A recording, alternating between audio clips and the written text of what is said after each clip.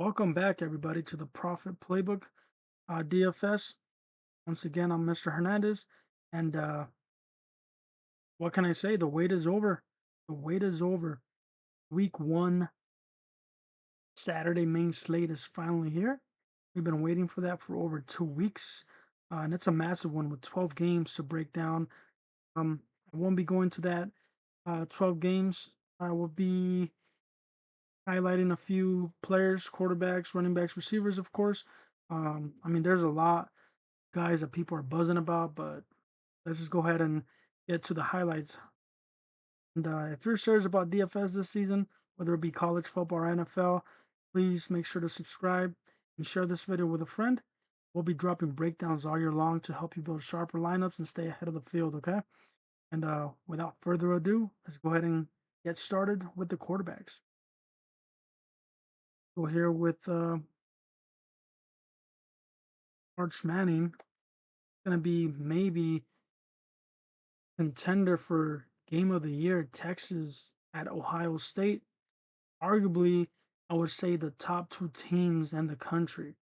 I mean, it's debatable, but I believe those are the two best teams in the country.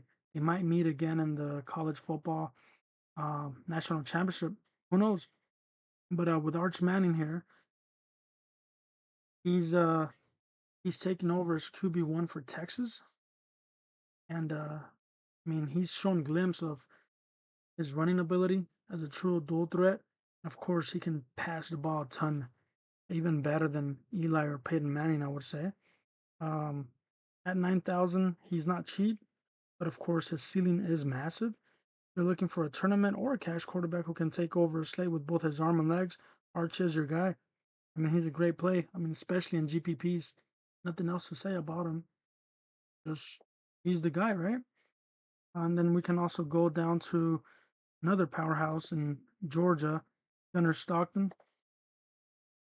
Of course, moving on from Carson Beck.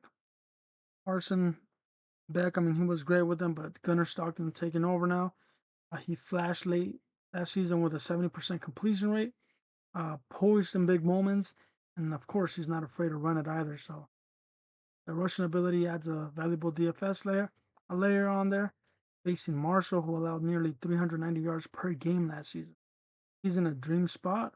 Only thing will be maybe they get to the red zone and the running backs, a big play, and they take the touchdowns from him. That's the only downside, I would say. And of course, resting in the fourth quarter. Besides that, I mean, he's got high ceiling, a dual threat. He has one of the safest quarterback plays on the board. But I mean, it's gonna be between him and one of the running backs, for those scores. But I mean, he's great. He's a great play. While everyone else is focusing, I mean, on Manning or Mr. Saiyan out there. Uh, Now let's go to my last quarterback here. Like I said, this is a quick one, guys. We go down to one of the best values, I would say, to Purdue, Ryan Browne. He's definitely your salary saver. Browne steps into a soft matchup against Ball State, a defense that gave up a brutal 468 yards per game last year. He's got sneaky dual threat ability, 532 passing yards, with four touchdowns last season, plus another 150 plus yards on the ground. And at only 5,200, he definitely unlocks the rest of your lineup while still offering a slate breaking upside and a projected blowout. Um, Definitely the top value quarterback on the board. Perfect if you want to pay up elsewhere, like a wide receiver or a running back. I mean, you can even pair him up. It doesn't have to be a receiver. It can be his running back. We'll definitely talk about it in a few. So for summary for the quarterbacks, Arch Manning, upside stud in a marquee spot. Gunnar Stockton, safe dual threat, big favorite, and Ryan Browne, elite value, opens up salary for you guys. Now let's get to running backs. And Ryan Browne, you can stack him up with his running back, Devin Mockobee or Mockobee. Uh, The enunciation is not the greatest there, but get to him right here. I mean, we're not gonna lie, his production definitely dipped in the last 2 seasons, but the matchup is too good to ignore. Someone's gonna have to get the points, and if you stack, let's say, Devin, Mockobee with Browne, more likely than not, you will be getting about 90% of the points on here. So there's that. He does carry about 5 yards per carry across his career. He contributes as both a rusher and a pass catcher. Against a Ball State defense that ranked bottom 10 nationally, he's in a great spot. Like I mentioned, tagging him with Ryan Browne makes sense. Their combined output should drive this Purdue offense. There's no other way around it.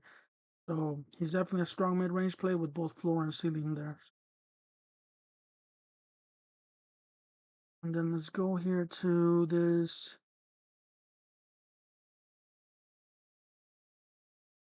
the Temple UMass game. Go ahead and start off with, where is he here?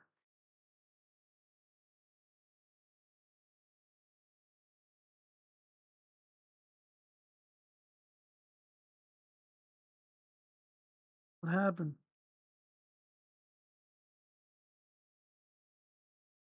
Go ahead and start off with Mr. Ducker.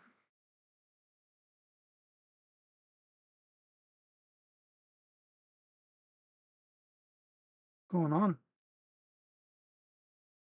Troubleshooting problem here, but let's go here. Click on the game. Oh wow. Oh, I already have him here. Of course. I already have him as a core. J Ducker. Um and Rocko Griffin, as you can see here. Have him here as well. Of course, with Rocko Griffin for UMass, he's priced at 5,500. One of the most overlooked plays on the slate, I would say. Griffin draws Temple, who had the second worst run defense in the country last season, giving up 226 rushing yards per game. That's massive. And Griffin has shown he can produce when given touches. And at this salary, I mean, he's simply underpriced for the opportunity he's walking into. Definitely a strong value running back in a sneaky smash spot. A lot of people will be going to Penn State or Georgia for those running backs. I mean, they're massive in salary. Can definitely go with Griffin here or Ducker, like I mentioned, and pay up elsewhere maybe for Williams or Smith at wide receiver. But we just spoke about Griffin. Now on the other sideline, we have Jay Ducker. He's a little bit more expensive at 6,000, but he definitely will carry Temple's backfield. He's well traveled, so he is a transfer. He's produced everywhere he's gone, including a 1,000-yard season at NIU.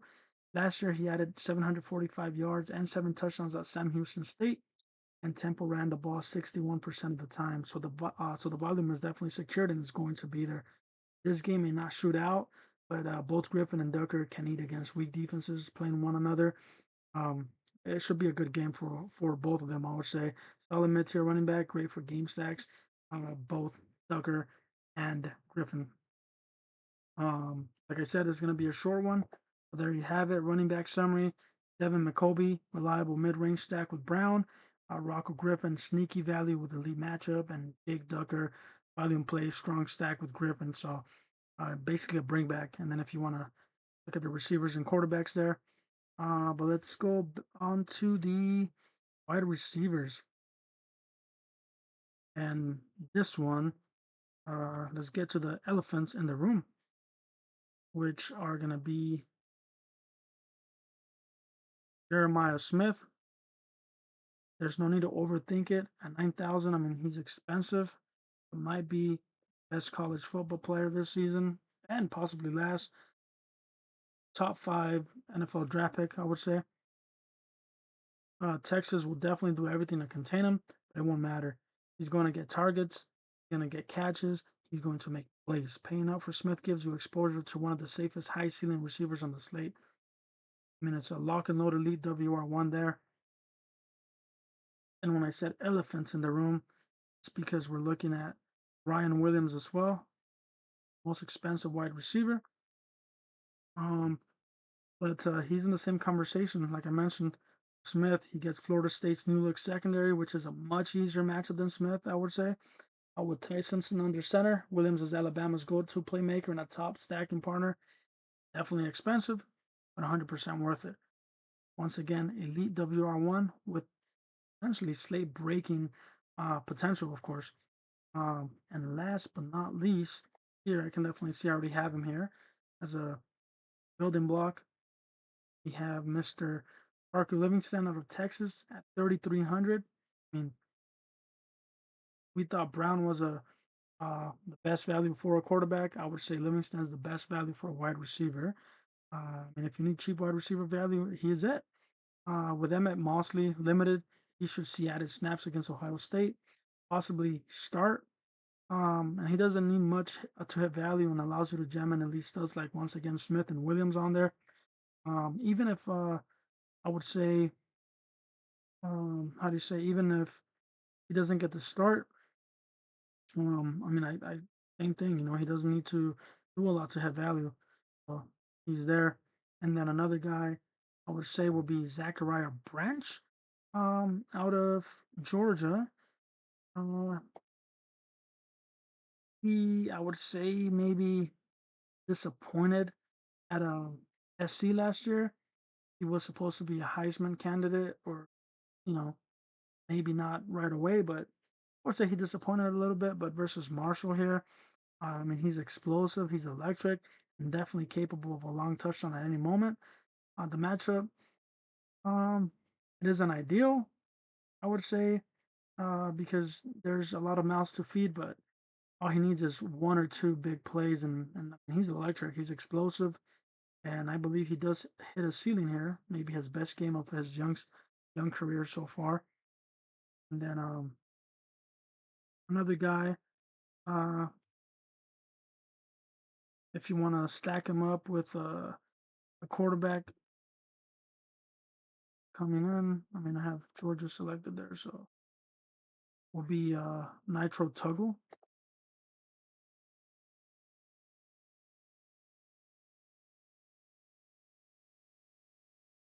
from Purdue.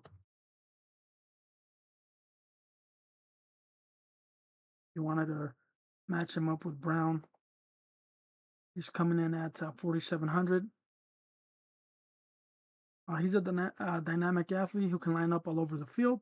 He definitely brings upside as part of a Purdue stack, like I mentioned with Browne, but carries risk. So, just if you wanted to add a receiver there, now you can just run it back with the running back.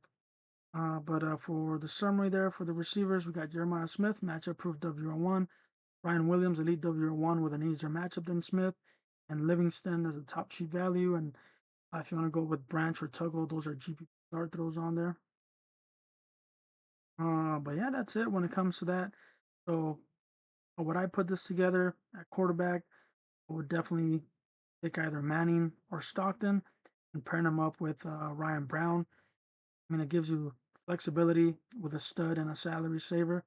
A running back, you can go with Mockobee. Should be your core builds with Griffin and Ducker. You can even play all three if you would like. And that wide receiver, Jeremiah Smith and Ryan Williams, those are your no-brainers. Just lock and load elite anchors on there. And then, of course, Livingston is your best value. Might be highly owned due to that. And then Branch and Tuggle, they can definitely explode and win your GPPs. Other guys on there that I do like that I didn't really talk about or mentioned is wide receiver Surratt out of Indiana and quarterback from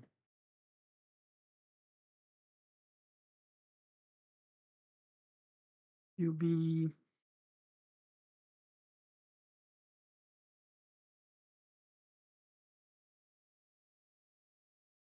From FAU at Maryland, Camp.